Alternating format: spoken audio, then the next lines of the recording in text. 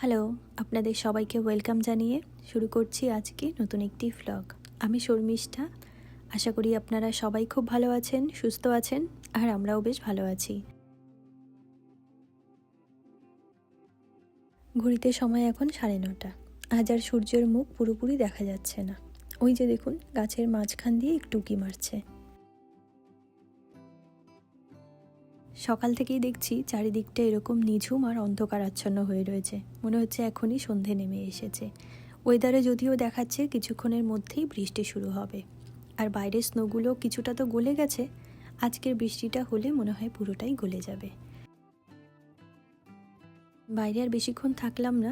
এখন আমি একটু রেডি হয়ে নিচ্ছি বাজারে যাওয়ার জন্য। আজ তো আমাদের এখানে শিবরাত্রি, তাই টুকটাক কিছু বাজার করতে যাব। আপনাদের তো আগেও বলেছি, আমাদের ঘরের পাশেই কিছু টুকটাক বাজার রয়েছে। মাসের বাজার সেরে আসার পরেও যখন আমার টুকটাক কিছু প্রয়োজনীয় জিনিস লাগে সেখান থেকে নিয়ে আসি। যদিও ওখানে সব কিছু পাওয়া যায় না, তবে আমার যেটুকু আজ প্রয়োজনীয় জিনিস সেগুলো ওখানে পেয়ে যাব। এবছর প্রায় মাসখানেক মতন ঘরের সামনে ঘুম থেকে উঠেই দেখতাম স্নো জমে রয়েছে, যা প্রায় এখন শেষের দিকে। আবার হয়তো পরের বছর এমন সুন্দর দৃশ্য দেখার সুযোগ হবে। ঘর থেকে কিছু দূর আসার পরে বাজারে যাওয়ার আগেই কফি শপটা রয়েছে। ভাবলাম এখান থেকে একটা কফি নিয়ে নিই, যেহেতু এত সকাল সকাল উঠেছি। আর আজকে সকালে ঘরে চা কফি খাওয়ার মতন সময় হয়নি। ওই যে বললাম একটু পর যেহেতু বৃষ্টি পড়বে, তাই আমি ভাবছি যত তাড়াতাড়ি বাজারে চলে যাওয়া যায়। আজ আমি বাজারে যাচ্ছি বাসে করে। এটা ছিল বাস স্টপ আমাদের ঘর থেকে খুব কাছে। ইদানিং আমি একটু শখ করে আবার বাসে উঠি। এখানকার বাসগুলোতে উঠতে আমার খুবই ভালো লাগে। একদম ফাঁকা থাকে বেশিরভাগ সময়, আর খুব ক্লিন থাকে। আর এই জায়গাটা তো আপনাদের আমি কতবার দেখিয়েছি, আমি তো গুণে শেষ করতে পারবো না। ওই যে দূরে সেই লেকটা, এখনও জল ফ্রোজেন হয়ে রয়েছে। আমি যতবার এই লেকটাকে দেখি আমার ততবারই খুব ভালো লাগে। আর ওই যে দেখুন, দূর থেকে আমার বাসও চলে এসেছে। চলুন এবার তাহলে ঝটপট করে বাসে উঠে পড়ি। বাসটা দেখতেও কি সুন্দর দেখুন। আমি তো বাসে খুব একটা উঠি না, তবে আমি যে কয়দিন বাসে উঠেছি সবসময় দেখি এরকম ফাঁকা থাকে, যেটা আমার সবচেয়ে বেশি ভালো লাগে। তবে জানেন তো, এদেশের বাসে আবার একটা মজার বিষয় রয়েছে। এদেশের বাসে কিন্তু কোনো কন্ট্রাক্টর থাকে না, শুধুমাত্র ড্রাইভার। আর এই যে হলুদ তারটা দেখছেন, আপনি যেখানে নামবেন ঠিক তার আগে ওই হলুদ তারটা ধরে টান দিতে হবে। তাহলেই ড্রাইভার বুঝতে পারবেন যে আপনি ঠিক তার পরের স্টপেজে নামতে চাইছেন। আর ওই যে যেটা হয়, প্রথম প্রথম আমি দেখে তো একটু অবাক হয়েছিলাম, তবে এখন আমার নিয়মটা বেশ ভালোই লাগে, বেশ নতুনত্ব আছে। আমিও সেই একই কাজ করলাম। ওই হলুদ তারে টান দিয়ে আমি চলে আসলাম আমার গন্তব্যে। এবার চলুন, আমি চলে এসেছি এখন সেফওয়েতে। এখানে নিত্য প্রয়োজনীয় অনেক জিনিসই পাওয়া যায়। আর এটা যেহেতু আমাদের ঘরের সব থেকে কাছে, তাই আমি মাঝে মাঝে এখানে চলে আসি। আর এদেশে তো আপনারা জানেনই, যে কোনো অনুষ্ঠানের আগে এদেশে দোকান পাট স্কুল কলেজ সব কিছুকে সেই অনুষ্ঠানের থিমে সাজানো হয়। গতকাল যেহেতু ভ্যালেন্টাইন্স ডে গেছে, তাই দোকানটাকেও সেই থিমে সাজানো হয়েছে। আরও এত রং বেরঙের এত সুন্দর সুন্দর গোলাপ ফুল এসেছে, দেখেই মন ভরে যাচ্ছে। অন্যান্য দিন এখানে আসলে দেখি অনেক রকমারি ফুল থাকে, তবে আজকে দেখছি শুধু গোলাপ আর গোলাপ। তো কী আর করবো, একটা কর্নারে দেখলাম অল্প কিছু এই ধরনের ফুল রয়েছে। শেষমেশ আমার এই সাদা ফুলটা খুব পছন্দ হলো। চলুন তাহলে এটাই নিয়ে নিই। দেশে থাকতে আমি কত সাদা ফুল দিয়ে পুজো দিয়েছি, তবে এখানে তো আর সেটা হয় না। আজকে সাদা ফুলটা পেয়ে বেশ খুশি হয়েছি। অল্প হলেও ফুলটা আমার খুব পছন্দ হয়েছে। আর এখন এসেছি কিছু ফল নেবার জন্য। ঘরে যদিও আমার কয়েকটা স্ট্রবেরি রয়েছে, তবে এগুলো দেখে এত টাটকা মনে হলো, ভাবলাম এখান থেকে একটা প্যাকেট নিয়ে যাই ঠাকুরের জন্য। আর ওই যে দেখুন, যেমনটা ঠিক হয়, এসেছিলাম পুজোর বাজার করতে, তবে এখানে এসে আমার এই সবজি পছন্দ হয়ে গেছে। আর বিশেষ করে এই সবজি দেখলে আমি তো পাগল হয়ে যাই। আরও যদি সেগুলো হয় টাটকা, তাহলে তো কোনো কথাই নেই। এখানে এসে দেখলাম খুব টাটকা কিছু বেগুন এসেছে, তাই ভাবলাম বেশি না নিলেও একটা বেগুন তো সঙ্গে নিয়ে যাওয়াই যায়। তাই আমি আবার একটা বেগুনও নিয়ে নিলাম। আজকে যদিও আমার খুব বেশি বাজার করার নেই, একদমই অল্প কিছু বাজার করেছি। ওই টুকটাক কিছু ফল ফুল, ঠাকুরের জন্য যা যা লাগে সেগুলোই। আর সব শেষে এসেছিলাম এখানে আমি একটু টক দই নেবার জন্য। তো চলুন, এদিকে আজকের মতন আমার বাজার করা শেষ। এগুলোকে এখন আমি এক এক করে বিল করে ফেলি। তো চলুন, এদিকে মোটামুটি আমার বাজার করা শেষ হয়ে গেছে। এবার সোজা ঘরের দিকে যাই।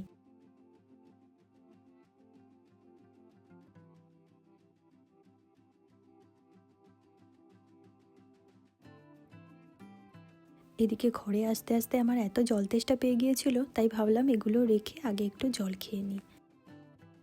আমরা যেহেতু আজ শিব পুজো করবো, তাই কাল থেকে আমরা নিরামিষ খেয়েছি, কিন্তু আজ উপোস শুধুমাত্র আমি একাই করব।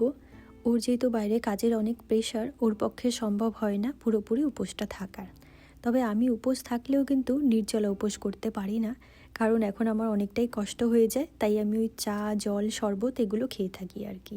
দেশে থাকতে উপাস বা উপোস যেটাই বলেন না কেন, সেটা করতাম প্রত্যেকবার শিব পুজোর সময়, তবে নির্জলাটা আমি থাকতে পারতাম না কোনো দিনই।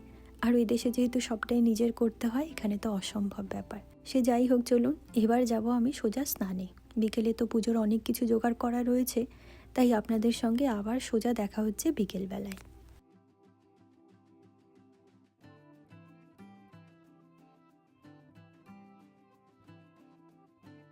আজকে ওই দুপুর থেকে টুকটাক করে পুজোর জন্য জিনিসপত্র সব গোছগাছ করেছি।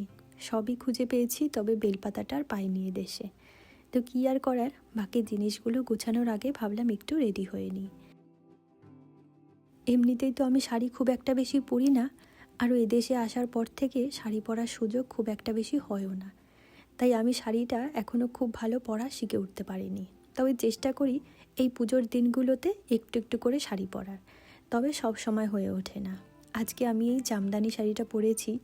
এটা যেবার আমি প্রথম দেশ থেকে এসেছিলাম তখন নিয়ে এসেছি, তবে এটা আমি আগেও একবার পরেছিলাম কোনো এক দুর্গাপুজোতে।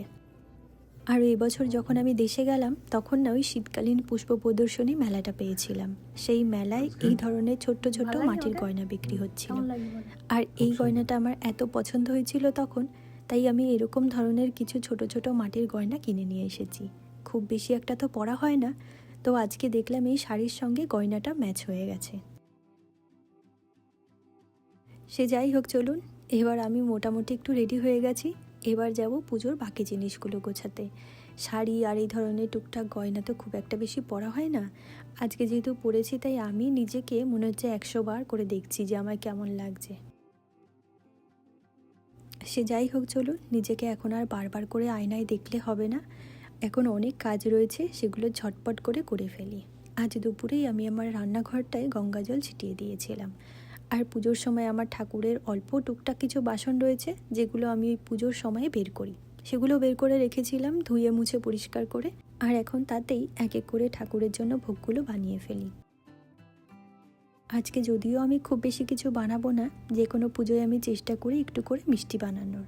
আর রসমালাইটা তো আমার প্রত্যেকবার পুজোতে থাকেই, তাই এবারও আমি ঠাকুরের জন্য ওই প্রথমে রসমালাইয়ের জন্য দুধ বসিয়ে দিলাম। আর এখানে পায়েস বানানোর জন্য চাল নিয়ে নিয়েছি, সেটাকে একটু ধুয়ে রাখছি। আর এদিকে দুধটা আমার একবার ফুটে এসেছে, তারপর আমি গ্যাসটাকে অফ করে দিয়েছি। ঠিক 3 মিনিট পর আমি একটা বাটির মধ্যে জল আর ভিনিগার মিশিয়ে রেখেছিলাম, সেটাই একদম অল্প অল্প করে কয়েকবারে মিশিয়ে দিলাম। আর এই যে দেখুন, ছানা কাটা শুরু করেছে। এবার এটাকে সঙ্গে সঙ্গে আমি নামিয়ে নেব আর একটু ঠান্ডা জল দিয়ে ধুয়ে নেব। আপনারা অনেকেই দেখলাম আমার আগের একটি রসমালাই বানানোর ভিডিওতে কমেন্ট করেছেন ডিম ছাড়া কিভাবে রসমালাই বানায় সেটা রেসিপি শেয়ার করতে। আজ ঠাকুরের এই ভোগ বানাতে বানাতে আপনাদেরকে রসমালাইয়ের রেসিপিটাও শেয়ার করে দিচ্ছি। ছানাটা কাটিয়ে নেওয়ার পরে হাফ চামচ মতন ময়দা দিয়ে ছানাটাকে আমি ভালো করে হাতের সাহায্যে মেখে নিয়েছিলাম। এবার ওই ছানাগুলো দিয়ে ছোট ছোট এরকম বল বানিয়ে নিয়েছি মিষ্টির মতন করে।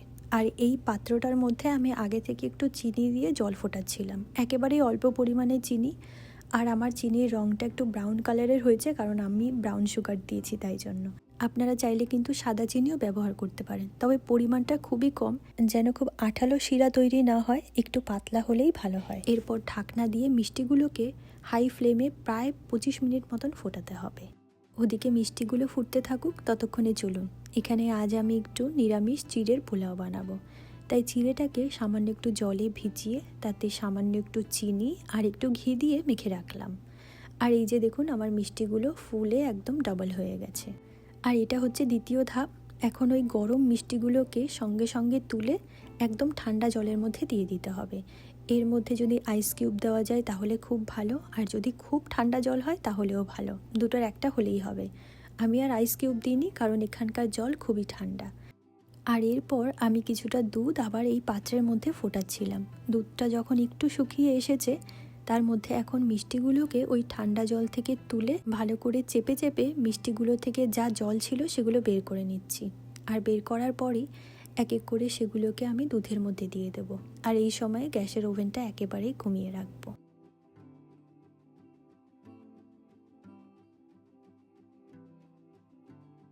মিষ্টির সব বলগুলো এক এক করে দেওয়ার পর গ্যাসটা একেবারেই কমিয়ে আমি এগুলোকে কুক করব আরও 20 মিনিট ধরে। তবে চিনিটা আমি এখন আর দেবো না, চিনিটা দেব একদম নামানোর কিছুক্ষণ আগে।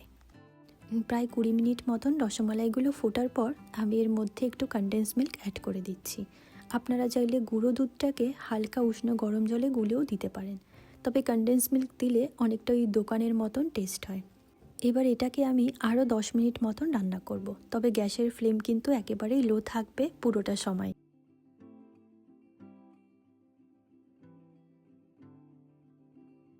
আর এদিকে আমি ঘরেই দুধ থেকে কিছুটা পনির বানিয়ে নিয়েছি।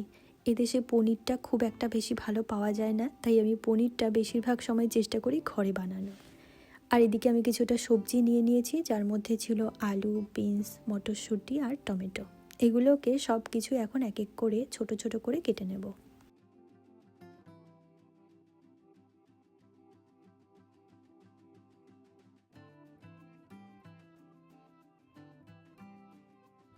তো চলুন, এদিকে আমি চিড়ের পোলাওর জন্য এক এক করে সব সবজিগুলো কেটে ফেলেছি। এখন চিড়ের পোলাওটা আমি বসিয়ে দেব।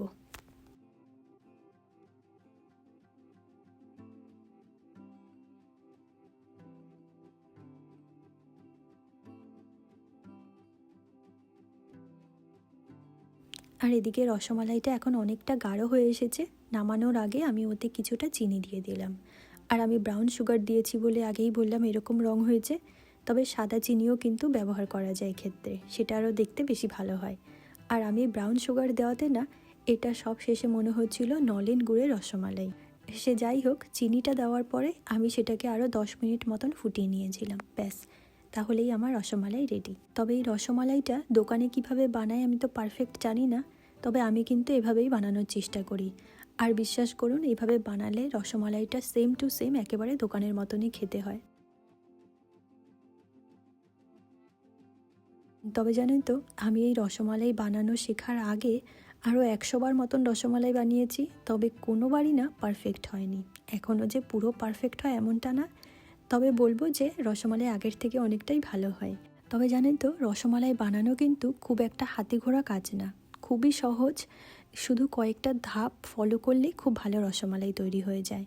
আমি তো আগে অনেক রেসিপি দেখেছি ইউটিউবে, ওই ময়দা দাও, সুজি দাও, বেকিং পাউডার দাও, বিশ্বাস করুন এসব কিচ্ছু না। শুধুমাত্র একটু ময়দা দিয়ে ছানাটা খুব ভালো করে মাখতে হয়, ব্যাস, তাহলেই আপনার রসমালাইগুলো ঠিক এরকমই পারফেক্ট হবে। তো চলুন, এদিকে আমাদের আজকের মতন ঠাকুরের ভোগ রেডি হয়ে গেছে। আজকে আমি আর খুব বেশি কিছু করিনি, শুধু একটু রসমালাই, পায়েস আর চিড়ের পোলাও, আর সঙ্গে ছিল কিছু ফল। আর সব শেষে এগুলোকে একটু আমি আমার নিজের মতন করে ডেকোরেট করে দিয়েছি। ব্যাস, চলুন তাহলে এখন এগুলো নিয়ে ঠাকুরের সামনে যাই। আর এখন আমি চলে এসেছি আমার ঘরের এই ছোট্ট মন্দিরে। আর এখানেই আমি রোজ দিন আমার ঠাকুরদের সেবা দিই। এখানে আমার একটা শিবলিঙ্গও রয়েছে। আমি যেবার প্রথমবার দেশ থেকে আসি তখনই এই সব ঠাকুরদেরকে আমি আমার সঙ্গে করে নিয়ে এসেছি। আর এখানে শুধু আমরা একা থাকি না, আমাদের সঙ্গে অনেকেই থাকেন। এই যে দেখুন সবাইকে, আপনারা অনেকেই দেখলাম আমাকে অনেকবার বলেছেন আমার ঘরের এই মন্দিরটা দেখাতে।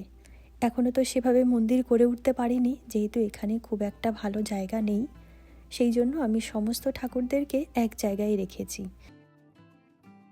আর এদিকে আমি একটা প্লেটের মধ্যে শিব ঠাকুরকে দেবার জন্য মধু, ঘি, তিল, চাল, দই, দুধ সব কিছু রেডি করে রেখেছি। সেগুলোই এখন এক এক করে আমি শিব ঠাকুরের মাথায় দিয়ে দেব। এখানে আমি আমার মতন করে মোটামুটি সবটাই জোগাড় করতে পেরেছি, তবে বেলপাতাটা আর জোগাড় করতে পারিনি। আর এদেশে তো এগুলো খুব একটা পাওয়াও যায় না, তাই আমি দেশ থেকে আসার সময় মনে করেই পিতলের বেলপাতা, আম পাতা, পান পাতা, ডাব এগুলো সঙ্গে করে নিয়ে এসেছি। জানি যদিও এগুলোতে খুব একটা বেশি কাজ হয় না, তবু এদেশে যেহেতু পাওয়া যায় না, কি করব, ওই নাই মামার থেকে কানা মামাই ভালো। এছাড়াও এখানে ওই শিব ঠাকুরের পছন্দের ধুত্রা ফুল, আকন্দ ফুল, গোটা বেল, নীলকণ্ঠ এগুলো তো কিছুই পাওয়া যায় না। শত হলেও দেশের মতন করে সব কিছু এখানে পাওয়াটা সম্ভব নয়, আর জোগাড় করা তো অনেক দূরের কথা। তাই আমরা যেটুকু পেরেছি আমাদের মতন করে করার চেষ্টা করেছি। এছাড়াও এক একজনের পুজোর পদ্ধতি তো এক এক রকমের হয়, প্রত্যেকবারের মতন আমরা এবারও আমাদের মতন করে সবটা করার চেষ্টা করেছি। এছাড়া ভুল ত্রুটি মার্জনা করবেন।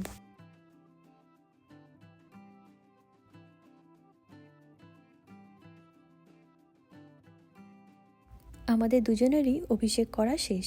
এখন শিব ঠাকুরকে তুলে একটা শুকনো কাপড় দিয়ে মুছে নিয়েছি, আর ঠাকুর যে জায়গায় থাকেন সেই জায়গায় রেখে দিলাম। আর ওই পাত্রের মধ্যে এখন আরও কিছুটা গঙ্গার জল দিয়ে দেব। আজ অনেক দিন পর সাদা ফুল দিয়ে আমার মনের মতন করে ঠাকুরের আসনটা সাজিয়েছি, আর আসনটা দেখতেও খুব ভালো লাগছিল। সে যাই হোক, চলুন তাহলে আজকের মতন আমার ভ্লগটি আমি তাহলে এখানেই শেষ করি। আবার আপনাদের সঙ্গে দেখা হবে খুব শীঘ্রই নতুন একটি ভ্লগ নিয়ে। ততক্ষণের জন্য আপনারা সবাই খুব ভালো থাকবেন, সুস্থ থাকবেন। আর আমার ভ্লগগুলি যদি আপনাদের ভালো লেগে থাকে একটা লাইক করে চ্যানেলটিকে সাবস্ক্রাইব করে দেবেন। তো চলুন আজকের জন্য টাটা।